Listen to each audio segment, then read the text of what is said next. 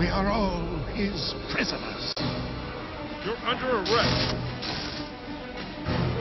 I want information. Where the hell am I?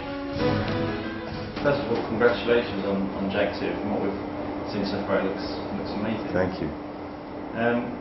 First, could you tell us briefly about how you got started in the games business? Started in the games business. Yeah, It's going way back. Yeah, it is.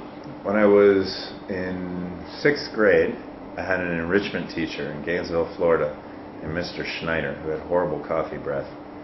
And his thing was computers. He had been a computer scientist in school, and he'd kind of burnt out and was now teaching enrichment class in a small town in the middle of nowhere. And managed to get 3 TRS-80s in a school system that wasn't going to probably buy computers until last year, I would imagine. And he kind of brought everyone in and said, "These are our computers." And I said, "Great. Computers, cool." They did nothing. I mean, back then they really did nothing. But, you know, from the first basic programming, right, 10, print your name, 20, go to 10, right? And it just kind of endlessly prints your name. It was just a connection. I don't know why. That's fantastic stuff. Yeah, and I kind of kept going with that. When I begged my father from my 11th birthday to my 13th birthday to get me a computer. Finally relented, saying it was going to be the dumbest thing he ever did, but at least it would do his checks. Still doesn't do his checks on the computer, but it ended up in my bedroom. It was in the common room. Originally, you know, initially it's like for everyone to use. I was the only one using it. It was kind of ugly. They were really ugly. It was an Apple II Plus. So it ended up in my bedroom, and I just hacked away at that thing and eventually became a hacker, started pirating games, buying and pirating. For me, it was all about spending all the money I had on games. And you know, I would have bought more if I had had more money, but I guess I became a hacker and I started pirating. And back then it was harder. It wasn't just popping in a CG drive and everything wasn't done for you like it is now. You actually had to break copy protection and actually go into the code. And that teaches you a little. You get to learn how to use compilers, you learn how to use editors. At first, you know, all you're doing is going in and copying, but eventually you want to put your name on the front of it. Put your name on the front of it. Madman, that was me. Crack this game, right? After a while, you're like, you know something, I'm going to mess around with the game. Because if I can put my name in the beginning, that's hard. Then I can go in and I can mess around with it. You mess around with it, pretty soon you're like, I think I can improve it. I got to do a game like this. You go out and you do it. I had a friend named Andy Gavin. He was in school with me. And we just used to sit in the back of class and talk about making games. One weekend I came home and I made a game called, actually the first game that I made that was sellable was a golf game, which he erased by copying another game on top of it. Because we had no hard drives back then. Yeah. It's all discs. So he copied, that was it for the golf game. Second game we... Tapes, huh? Yeah. Well, at least it wasn't tapes, exactly. We started with tapes, but by that point it was the big discs, 5 1/4, right? Second game we made that was sellable was Punch-Out. We went to the arcades, took photograph after photograph after photograph because of the scan. We didn't know how to get rid of the scan. We were just 13 years old here, right? So we were just kind of taking pictures, and I did all the art, he did all the programming. We had a working Punch-Out on the Apple II. It looked pretty damn good, if I say so myself. We had no chance in the world of selling that to Nintendo. Nintendo had no interest at that time of getting into the home systems or selling or whatever. We didn't know about copyrights that well. We were just a couple of kids. That one had a bug that Andy couldn't fix. Believe it or not, a bug he couldn't fix because he wasn't like, you know, we're 13 years old. He wasn't the greatest programmer. We gave that one up. One weekend I came home and wrote something that was based on skiing that was pretty close to not the opposite of skiing. Terrible. But I wrote it. He cleaned it up because I wasn't that great a programmer. I was better at the art. My stuff always looked great. Didn't play that great. His stuff always played great. Looked terrible. We sent it to the company that we'd used kind of a callback routine of theirs. They said, hey, this is pretty good. Let us publish it nationally because we wanted to publish it, you know, Ziploc bags around the corner. Which actually at that time Ziploc bags were competitive. That was a pretty good packaging scheme. That was 1985. And they said, hey, we'll publish it. Send us a check for $250. Still have it framed on my wall, a copy of it. Cashed it, spent it all on games immediately. And then we started making games for them. They were called Vodka. From unit sales back in those days? We did. I think I got a whopping $1,000 off that first game. And the second game, I think eventually we made about $6,000 off it. It was called Dream Zone. But, you know, for two kids that are 16, 17 years old, splitting $3,000 is unbelievable. Well, especially back then, huh? Yeah, no question. And that was the only computer my father's ever bought for us. Over the years, we've had literally hundreds of computers now. We have we just did a survey, we have close to $800,000 worth of computers in Naughty Dog's offices right now. And that all came dollar for dollar from that first game. Talking about numbers, we've seen a figure of $3.5 million quoted for Jak 2. So for what? Well, I mean, that's the question. What does this figure relate to? I have no idea. Do you not know? It's very low. Budgets in games, the budget of Crash games were $2 million, $1 to $2 million. The budget of the games now is over 10. So I don't know what that was. It may be from Jak 1. Pre-development. Jak 1, Andy and I personally financed about $3.5 million of Jak 1 before we sold the game to Sony, and eventually ended up selling the company instead of the game. So that was out of pocket from Andy and I at that time. That was a big risk. But now the games cost a lot more than that. You put 46 extremely talented people that are getting very competitive American salaries in a room for 2 years, and it's going to cost a lot more than that. What was behind the decision to sell Naughty Dog as opposed to the Jak franchise? There were a lot of things that were behind it. The biggest reason was that we knew that Sony was going to do well. We had real confidence in Sony. This is before the PS2 was out. We had real confidence in Sony. We knew we were going to be working with Sony. We had an incredible relationship with Sony. And even though Microsoft came in, and I like Ed Fries a lot. I like him a lot. He's a great guy. But we just didn't have that relationship that we had been building with Sony. To go and renegotiate a contract every game didn't seem to make much sense. We knew we'd be doing it for the long haul. So we just created a situation where we'd be happy, and we created a situation where Sony was happy. Sony knows whatever they create with us is a Sony-only product. They know they're working directly with us. Nothing changed really about making games and the way we make games. We always have, every other month we have a meeting with all of our international producers. That never changed. It's the same now.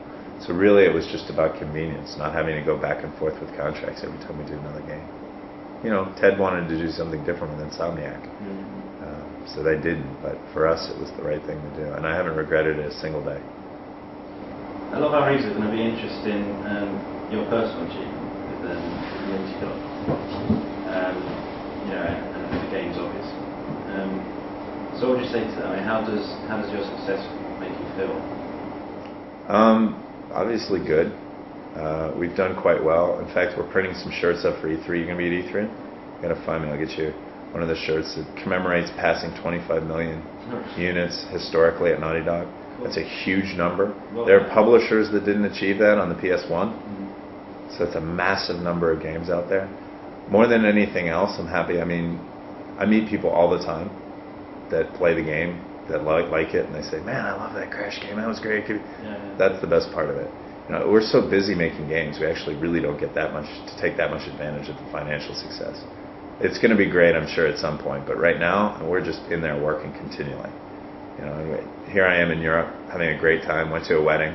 Next day we're doing interviews. The next day we're on a plane back. You're going to go to Australia next month. I have exactly 24 hours where I'm not doing interviews on the ground in Australia, and then I'm back. It's busy. Making games is hard, but what does your girlfriend think of your success? What do you think of the success? Well, She doesn't more care. time to enjoy it. Yeah. We're so busy all the time working from early in the morning till late at night. I mean, we don't have dinner until 10:30, 11 o'clock sometimes. That's a good night, yeah. But when I tell people what Jason does, and I get a lot of positive feedback. People who grew up playing their games, and that's really nice to get this little gleam in their eye. It's nice. Hollywood has managed to figure out how to make movies so that everybody can do it endlessly without burning out. And the way they do it is they work their tails off. I don't know if you know that, but when an actor goes in to start making they'll work hard, off-site, somewhere where they're not near their family, not near their house. They'll work hard for 3-4 months doing the filming. Then they take 3-4 months off.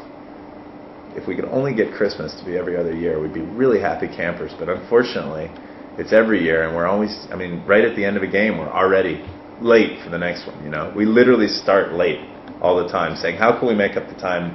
How can we do more levels than we have time to do, and things like that. But the thing for me that really, and this has only happened lately, but the thing for me that really shows that we've made a difference doing games, and that it actually has been something good for the world, or good for people. I was on a plane coming back from Las Vegas, and I sat down with a friend of mine who's not in games, who's very ungame-like, and we were talking about Las Vegas stuff, so you can imagine what we must have sounded like. And the 50-year-old woman that was sitting next to us was kind of doing one of these and smirking and stuff. And halfway through the flight, she looked over at me and she said, "I just have to ask, what do you do?" I said, "Well, I make video games." She said, "Oh, really?" I didn't really expect that. "What company do you work for?" Which was, to me, a weird question. What company? That shows that she knew something, right? Because no one pays any attention historically, right? Right. Or, oh yeah, what system or something? That's about the level of 50-year-old woman. And I said, "Oh, I work for a company called Naughty Dog. We make a couple." "You made Crash?" I said, "Yeah." And she goes, "I want to tell you, you saved my life." I said, "Excuse me?" She said, "I got divorced recently, and I spent 6 months. My kids were at school. I had no one really to talk to. I was, broke. It was a very hard time for me. But my nephew, who the way she described him, it sounded like he may have been a little autistic, and we didn't communicate. We didn't have a connection. It was very hard for me because I was taking care of him. And then I got him a PlayStation, and I put in Crash 1. And we played for 3 months and communicated, and he would talk to me about it, and he was excited about it. And then we played Crash 2, and I got addicted to it, and I played it, and it got me through the hard times until my kids came back and started making friends. She said, "I have to take 4 legs on this business trip to get from San Francisco to Phoenix." She had to take 4 legs. That was all that was available. She's like, "And I think the reason that God put me here and doing 4 legs is so I can meet you." And it was like, that just shattered me. For someone to say that to me is a success. That's where the success came from, and that really, that was quite a moment. There's been some additions to your team, hasn't there? We're particularly interested in Yasuhara from the Sonic team. What was his role at the Sonic team, and how did you steal him? This is one of those deep, dark secrets of the game industry that nobody knows. Yasuhara is the designer who did the maps and set up the gameplay. Period. He is the guy for Sonic 1, Sonic 2, Sonic 3, Sonic & Knuckles, Sonic R, Flogan Brothers, a bunch of other Sega games. He is the designer. He's the one behind the actual mechanics. The design of the character was not his. Programming, leading the team was not him. But the actual design on paper was his. And I've been hearing stories about him in the industry for a long time. He's the shyest guy in the world. And really it's too bad because more people should know about him. He's incredibly talented. But the stories you hear were back in the day, he would take this huge piece of graph paper and he had in his mind every tile that they had for Sonic, right? And he would sit there with his glasses, these really big Coke glasses back then. And he would look at the graph paper at this distance, and every graph he would actually draw the Sonic tile. Not a representation, not a number, not a color, but actually draw the tile. So that his maps, which were huge, the size of this table, looked like the Sonic level. And then he would hand that to the guys that were building the level, and you can't get it wrong then. You have the level in front of you. You can look tile by tile and see exactly what it was. So he's really behind the success, gameplay-wise, of Sonic. Not the design of the character, but in terms of gameplay, that's him. How it felt, what the character did, how the character reacted to stuff, what the enemies did. They were very restricted on that system. Their enemies basically didn't do anything. They're the little things, but how he set it up, all that was him. And he's absolutely a genius with that stuff. The reason we decided to hire him was because the guys that work for me, who are also incredibly talented, Dan and Evan, who have worked on Gex, on Crashes, worked on tons of 3D action platformers, we were expanding to the size where they were just swamped. And Mark Cerny, who's also incredibly talented, who worked on Sonic 2, there's your connection, Spyro, Ratchet & Clank, Jak and Daxter, Crash, he's worked on all those, was busy programming and busy doing a lot of stuff. And it looked like we needed a guy that only wrote story and only managed story, and Dan was really coming kind of into his own with that and really looking there. I needed a guy to run the company. It's too big for me to do, management day-to-day alone. Evan is now really doing what I used to do. I do a lot less on a day-to-day basis now.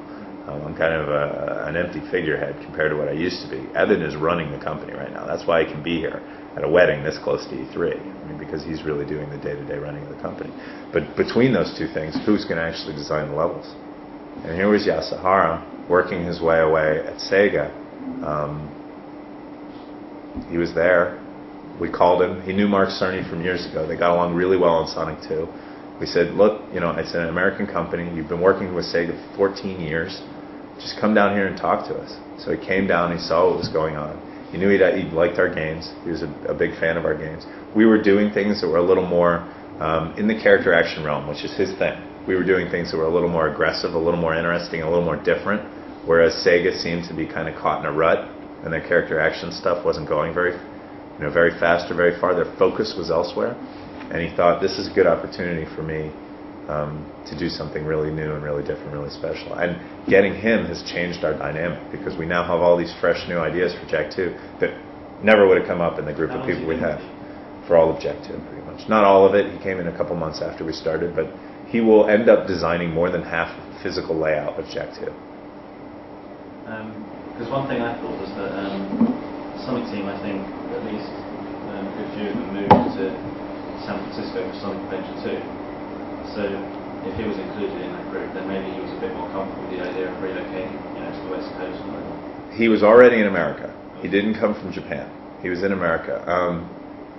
Naka and Yasuhara hadn't worked together in a long time, and one of the things that Yasuhara wanted to do was not work with for various reasons with Naka again. Naka-san, who's obviously in his own right, a brilliant person, but Yasuhara wanted to do something more of his own somewhere else, and so he wasn't working with Sonic Team.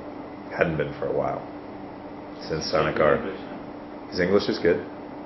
He's been in America for a while, and he was working with Mark as early as Sonic 2. So he's been speaking English for a while. His English is definitely good enough. He's very shy, but he's a brilliant addition to the team, because we've never had a Japanese national working in the office, although we do so much work to try to make our games work for the Japanese market. Having him there, obviously a successful designer from Japan, is great. It's just great. So he's Do you great. think Japanese consumers will be aware of the fact that a designer of his caliber, and obviously Japanese, was behind, as you say, 50% of the design? My goal in life at this point is to make sure that the reason is because my goal in life is to make sure everybody knows who he is. Because up until now, did you ever hear about him from Sega? It's my goal to make sure everybody knows that he's the one responsible for doing this stuff. It's hard in the industry. I sit here and I do interviews. I have 46 guys working on the project, and at best I do 1/46 of the work, and yet my name's the one that goes out there. I don't like that. I understand it. I understand the reason for it. You can't have 46 people sitting around here. Somebody has to speak. But my goal in life is to put credit where credit is due. I always have tried, and that's why I keep a lot of my guys. They know I can't bring up 46 names, which pains me. I used to try. I used to have a catalog of the 16 guys at Naughty Dog. If you interviewed me back in the day, you would remember me trying to throw names in left and right. I can't do it with 46 people. Well, I particularly noted that you mentioned the name of the guy that he was with us at high school as well. So Well, Andy's still my partner. That's why I brought his name up. No, Andy Gavin is still my partner. The guy that did the first game with me is still my partner. Yeah. No, he's been my partner now for 18 years. He's the other co-founder of Naughty Dog and our lead programmer. Just moving on to Jak 2. First, which part of Jak 2 are you most excited about people seeing? The thing that excites me about Jak 2, we've made it a more mature, darker kind of environment, yada, yada, yada. That's great. And I think people are going to really like that. But the thing that makes Jak 2 different from all other character action games that I'm familiar with is the fact that you can do all of the things that we give you to do most of the time. So, for example, in Crash, you could fly a biplane. You could drive a motorcycle. It's not unique to have Jak on a vehicle. Vehicles have been done before. The fact that you can jump off the vehicle and before you land, you can either pull out your gun, pull out your hoverboard, kick, punch, or turn into Dark Jak at your leisure, whatever you want to do, is new. The fact that you can run around and kick and punch and pull out your gun whenever you want, or put it away whenever you want, solve the level with or without it. If you don't collect ammo, you're not going to be able to use it. You can kick and punch. When it's out, you can still kick and punch. You can jump on the hoverboard in the middle of a level on a platform and fall off it and die. We'll let you do that. We don't care. We just let you do whatever you want to do. That's different. And it's that freedom that was brought from Grand Theft Auto that's the most important addition to our game. People are going to see the city. They're going to say, oh, that element is Grand Theft Auto-ish. Yes, but that's not the most important thing. Grand Theft Auto introduces to the idea of setting up a world and creating rules in that world and letting you play with it. It's the best version of that yet, and certainly the most popular. We're taking elements of that and moving it into character action games, which is very different than what we did in the past. And I think that freedom really comes through. I mean, it doesn't seem like anything that's been done in this game just as a gimmick. So, one thing we're interested in, I've not seen it yet, but how is Stax's playable? How does that work? A little bit of a gimmick. There are a couple of times in the game where either Daxter's separated from Jack for a plot reason, or some little mini game that's around that Daxter says, oh, let me do this. Also, I don't think this version had it. I don't remember where this version was, but yeah, see Jack's firing. You see how Daxter holds the gun, but Jack actually fires it? That wasn't finished, obviously, when this was out there. But Daxter is extra hands when you're on the vehicle driving, and he does actually fire the gun for you while you're on the vehicle. But he does have fully playable areas. How does it work exactly? I think at E3 you'll be able to see at least one of the levels. It wasn't on this disc, so it'd be kind of hard for me to describe without playing it. It's not full open Jack and Daxter gameplay. We're not giving Daxter a complete move set. It's kind of mini levels. And you mentioned Dark Jack. What's the deal with him? We wanted a lot of freedom. Dark Jack is kind of a different idea for us. In the old days, we would say, okay, you can power up.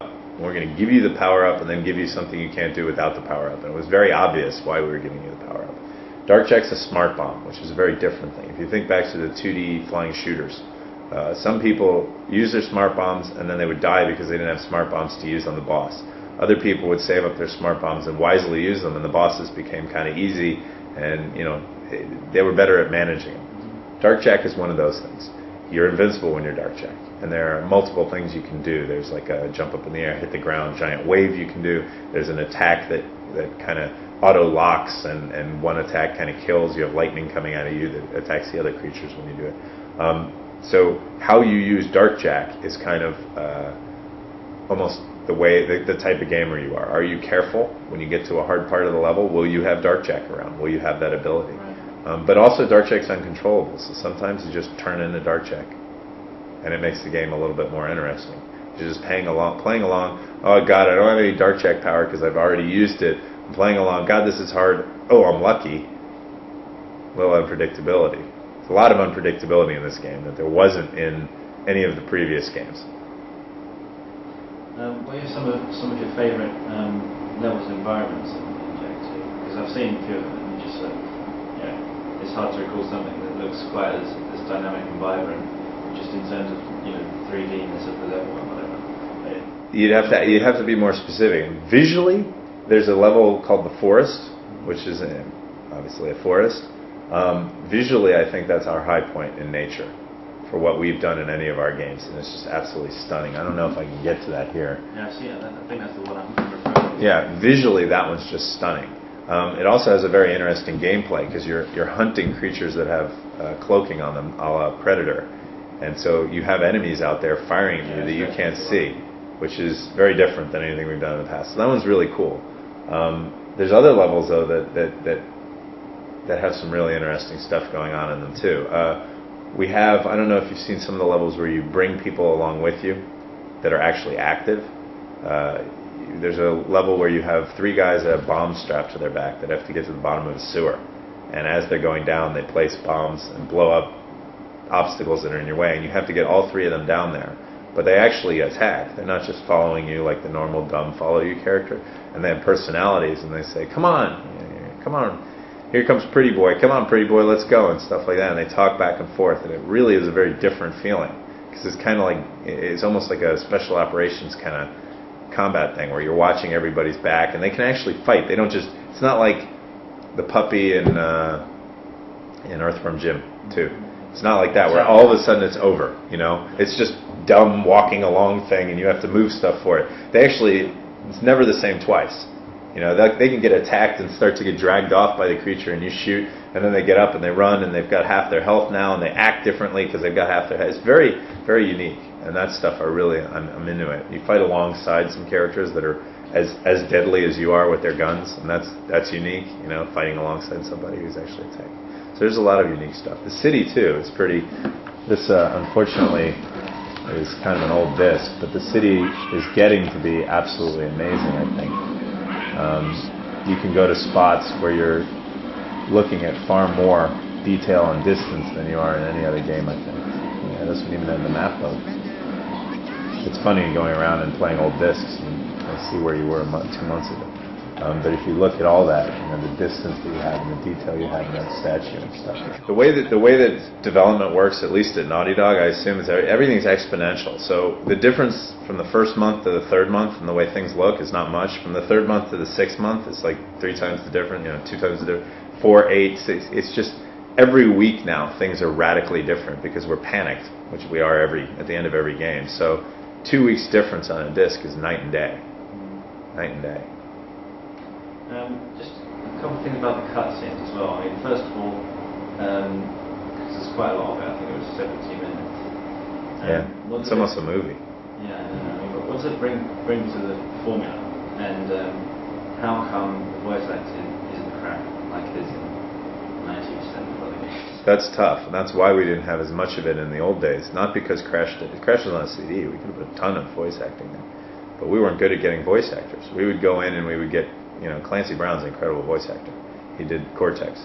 But, you know, we'd go in there and how do you voice direct? Like, that's something that we didn't know. And when we hired voice directors that were in Hollywood, we tried that once. It's a nightmare because they don't understand your restrictions. Oh, well, let's just change this. Well, wait a minute, that doesn't make sense. The gamer has to understand. Yeah, but it doesn't flow well when you're telling them too clear. Wait a minute, you're not a game maker. You know, you don't understand. This isn't a movie. This isn't a cartoon strip. You can watch a cartoon strip and miss half the plot. It's still good to watch. Not with games. Games, you have to see every last detail, right? You have to hear everything. So we had to create our own library and our own thought process for getting voice acting. And obviously we spend a lot of money on it, but we also do a lot of weird stuff to get it to work right. And we re-record, which is something a lot of people don't do. You know, we get voice actors that say, "Yeah, I just worked on this game, and they brought me in for 60 hours of voice recording." I say, "Oh, really? No, they just had this sheet of paper like that, and we went through each thing once." And some of the stuff you're hearing here has been recorded 3 times and animated 3 times to get it right. So it's very difficult to do. And what does it bring to the mix? You have a reason for doing what you're doing. And you have a physical, emotional attachment to what you're doing. You have a reason for actually doing it. It's very different than Crash. Crash 2's plot was, go get me a battery, the little sister says. There's no battery resolution in that game. You never get a battery. You just go through 30-odd levels. And somehow it all makes sense. You know, we threw in some guys that taunt you here and there, but that's it. It's a real reason for what you're doing. And you change things. And in this game, you actually see your changes. You actually bring that statue down later in the game with dynamite, which opens up an area called the tombs, and you'll see the damage done by that statue when it comes down from that point on in the city. And that feels better, feels realer. Feels like more of a world and less of a bunch of levels strung together. So one of the things you're quite passionate about is not just the character action side of the game concept, but the story and, I mean, I don't think I'm wrong in saying that it's one of the most the driving factors of what's making you do stuff like Jack 2. I mean, where do you see this going? Well, one thing we'll never do is make a game like The Bouncer, which was all story. And not even that great a story, but it was all about story and the game got lost. There is far more gameplay in Jack 2, I promise you, than there was in Jack 1. So you're going to get a lot more game out of it, and it'll be better game too. But adding the plot moves us towards creating more of an environment and more of a world and less of a bunch of levels strung together. Mario 64, for all its brilliance, is a playground. You walk in and you just do stuff because it's there. Right? There's no plot to a playground. You see rides, you go do them, you have fun doing them. It was a brilliant game. What we want to create is a world.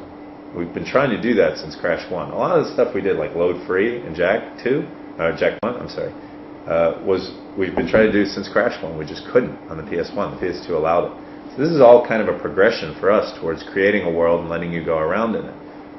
We're not quite at the point yet where we say there's a bad guy, solve it in many ways. There's an underground, you can join it or not join it. In this game, you join it. That's all you have a choice to do. So maybe in the future, you'll be able to go it alone, use the underground, join the army and try to get in from the inside, or do any one of a dozen different ways. That's kind of where we're moving. And without speech, without dialogue, without characters, without people that betray you, without things like that, you don't have a world. You just have a bunch of levels. So this is all part of a bigger plan, bigger than Jak 2 even, a bigger plan towards moving into this, creating a world and letting you feel it, actually be involved in it, and have emotional attachment to it. How's Jak 2 going to compete with Ratchet and Clank 2? And is it perhaps aimed at different audience? We are very close with Insomniac. I speak with Ted at least once a week, and I've seen Ratchet 2. I know what they're doing. But we don't actually directly compete. We don't really pay much attention to what the other guy's doing. It lets our friendship remain. Otherwise, we'd be like, aha, that's cool, we'll put it in our game, or whatever. But we'll do something and hide it from you. And it's not like that. I believe strongly that this is the right game for the times. I don't pay much attention to what Ted's doing, and I hope it competes only in so much as we did the best we could do for what we thought gamers wanted, not how that competes with Ratchet 2. And when you guys play Ratchet 2 in the end, you guys will have to decide. Did we do better or did we do worse? And someone will do better and someone will do worse. And this is the first year really where we've gone head-to-head with sequels like this. Spyro was always well behind Crash in terms of, Spyro 1 went up against Crash 3 and it was a different release period. It wasn't really head-to-head because it was the first Spyro versus the established franchise. Spyro 2 versus Crash Team Racing, different games. Jak and Ratchet, different years. So this is the first time really that Insomniac and Naughty Dog have in the same year brought out competitive products. And it's going to be interesting. I mean, I like it. It's kind of a good fight, right? It's like two heavyweights going head-to-head finally and everyone gets to see. But I don't go in there wanting to bash the other guy. I go in there wanting to look as good as I can myself and hope that we do the right thing, I mean, what's the next step for Naughty Dog? And also, what two things excite you the most about next-gen hardware? No, I don't know that much about next-gen hardware. I can only kind of speculate on what might be done. And obviously, at some point, someone's going to do something. It's hard to say. We have a very weird approach at Naughty Dog in that we have this grander vision, but we don't actually plan out that far in advance what we're going to do. Right now, I can honestly say I do not know what the next game Naughty Dog is going to do. And we're 4 or 5 months from finish with this project. We will figure it out, I'm sure, in the next 2 months. But until we go in and we focus test the disc we have, the game we're doing, we're one project at a time, which is makes it very clean for us. Until we focus test that disc, until we go to E3 and see the response from the industry, until we see what the gamers are saying online about the game that's coming out, we don't decide what we're going to do next, which leaves us open to make changes like we did with Jak 2 in response to Jak 1, as opposed to being halfway done with a sequel to Jak 1 that just has more levels and a couple new ideas. We did something very different because people were saying we want very different. That was pretty clear. They said, Jak stuff is very platformy, and we love platform games, but we love past tense, and we want to see something a little bit different. We want to see something a little bit new. So we're not looking that far in it. We know what we want to do. We want to create a world, but we haven't looked that far in advance that we know exactly where that's going to go and what that's going to do. Next-gen hardware is going to be absolutely fabulously graphically powerful, but I'm not sure that that's going to draw gamers to games. I gave a presentation in Monaco and also in GDC in America about this. Daxter can do everything a character needs to do. His eyes can have 6 levels of shading and reflect the environment around him. He's not going to become a better actor. He's not going to have better gameplay possibilities, period. You can get a tennis player in a tennis game, make every strand of hair, not even polygon, but actually a hair rendering scheme. It's not going to make it a better tennis game. So just graphics alone are not going to take us anywhere. Yeah, it'll look better. Yeah, we'll all work hard to get it to look better. But that's not going to revolutionize gaming. It's not like the difference between 2D and 3D where you went, wow, now I know why I'm going to go out and buy the next system. What's the difference between 10 times more polygons? It's not that big a difference. So I don't know. What is it going to be? Online? Something interesting like iToys? Something different? Who knows? We wait and see. Thanks a lot for your time, Jason. No problem. And best of luck with Jak 2. As I say, looks Thank you. I'm sure it'll be very well received. Thank you.